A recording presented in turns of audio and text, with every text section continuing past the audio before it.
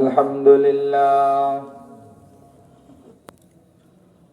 الحمد لله نحمده ونستعينه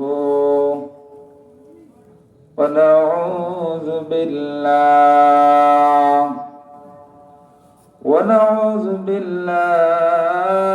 من شرور أنفسنا ومن سيئات أعمالنا من يهده الله فلا مضل له ومن يضلل فلا هادي له ونشهد أن لا إله إلا الله وحده لا شريك له ولا ضد له ولا ند له ونشهد أن سيدنا وسندنا وحبيبنا وحبيب قلوبنا ومولانا محمد صلى الله تعالى عليه وعلى آله وأصحابه وبارك وسلم أرسله بالحق بشيرا ونذيرا وداعيا إلى الله بإذنه وسراجا وقمرا منيرا فقد قال الله تعالى في كلامه المجيد أعوذ بالله من الشيطان الرجيم بسم الله الرحمن الرحيم ورفعنا لك ذكرك الآية. وقال النبي صلى الله عليه وسلم شفاعتي لأهل الكبائر من أمتي أو كما قال عليه السلام. وقال تعالى للشام حبيبه مخبرا وعامرا إن الله وملائكته يصلون على النبي يا أيها الذين آمنوا صلوا عليه وسلموا تسليما اللهم صل على সামনে আগাই বসেন সামনে আগান وعلى آل سيدنا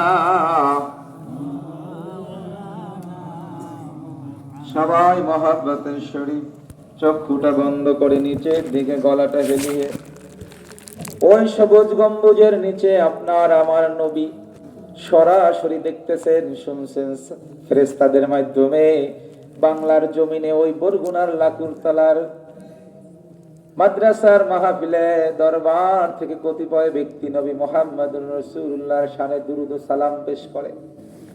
হাদিসের হাসিয়াতে লেখেন যে ব্যক্তি দুরূদ পড়ে তার বাবার নাম সহ নবীর দরবারে পাঠায় দেয়, বলেন সুবহানাল্লাহ।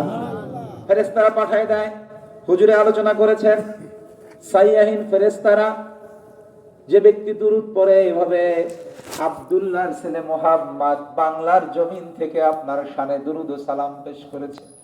সবাই অন্তরটা উজাড় করে সবুজ গম্বুজের কথা খেয়াল করে সবাই মহব্বতে পড়ুন আল্লাহুম্মা সাল্লি আলা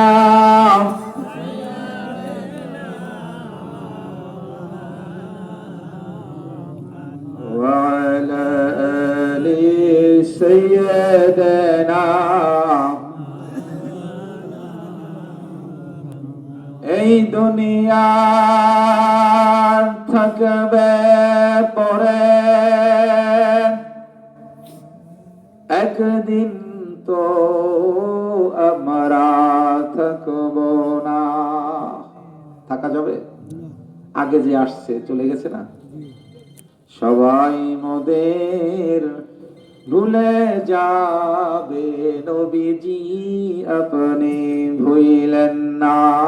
আল্লাহুম্মা সাল্লি আলা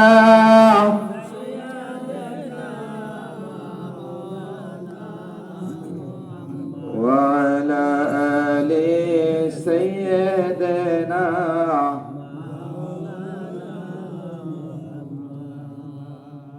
আলহামদুলিল্লাহ, মহান রব্বুল আলামিনের দরবারে শুকরিয়া। কেন শুকরিয়া? এর অন্যতম একটা কারণ হলো, বান্দা চাইলেই নেক আমল করতে পারে না যতক্ষণ পর্যন্ত আল্লাহ তাআলা ওই বান্দার রিজিকে মঞ্জুরি না করে, ততক্ষণ পর্যন্ত বান্দা চাইলেও নেক আমল করতে পারে। বহুত লোক এখন বাজারে আছে, চায়ের দোকানে বসে গল্প করে, বাজারে হাঁটাহাঁটি করে। তাকে জিজ্ঞাসা করবেন তুমি কি দরকারে বাজারে হাঁটাহাঁটি করে, সে নিজেও জানে। সময় সংক্ষেপ, সূরা আলাম নাশরাহ থেকে একটি আয়াতের অংশ পাঠ করেছি, ছোট্ট একটি আয়াত।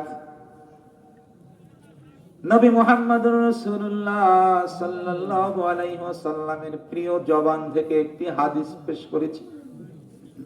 এই হাদিসটা যেন তেন হাদিস না বাবাজি, এই হাদিসটা মসজিদে নববীর উপরে লেখা আছে, বলুন সুবহানাল্লাহ। হাদিসটা যখন আমি পড়ি, গায়ের পশমগুলা দাঁড়িয়ে যায়। আল্লাহর নবী বলেন, শাফাআতি লি আহলিল কাবাইর মিন উম্মতি। এই দুনিয়াতে যে লোকগুলা, যে উম্মতরা ঈমান এনেছে কিন্তু শিরিক করে নাই, কিন্তু দুনিয়ার লোভে পরে অনেক গুনাহ করেছে, অনেক কবিরা গুনাহ করেছে, আমার নবী বলেন ওই কবিরা গুনাহগার উম্মত গুলাকে আমি নবী শাফাআত করে জান্নাতে নিয়ে যাব, বলুন সুবহানাল্লাহ। নবী মুহাম্মদুর রাসূলুল্লাহ সাল্লাল্লাহু আলাইহি ওয়াসাল্লাম একদিন সাহাবাদের সামনে বসা,